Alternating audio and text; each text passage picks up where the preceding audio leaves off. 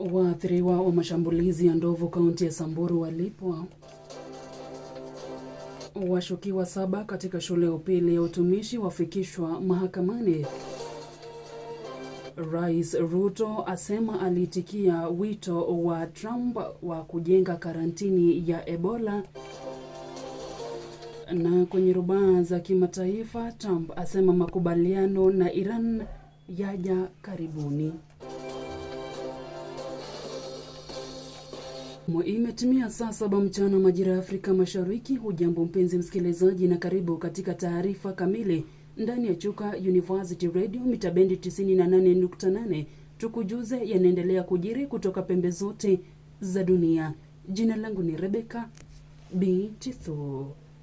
Na tukianza, rais wa Kenya William Ruto amesema kwamba alipomteua marehemu Jenerali Francis Ogolla kuwa mkuu wa majeshi CDF, watu wengi walimuonya na kumwambia kuwa hatua hiyo ingeweza kumletea hatari ya kupinduliwa. Ruto alitaja kauli hiyo kama mfano wa shinikizo na hofu za kisiasa alizokutana nazo wakati wa kufanya maamuzi muhimu ya uongozi, akisisitiza kuwa licha ya maoni hayo aliendelea na uamuzi wake wa kuzingatia taaluma na uwezo wa Ogolla. Jenerali Francis Ogolla baadaye alihudumu kama CDF kabla ya kifo chake cha ghafla, na kauli hiyo ya rais imezua mjadala kuhusu historia ya uongozi na changamoto za maamuzi ya ngazi ya juu ya serikali.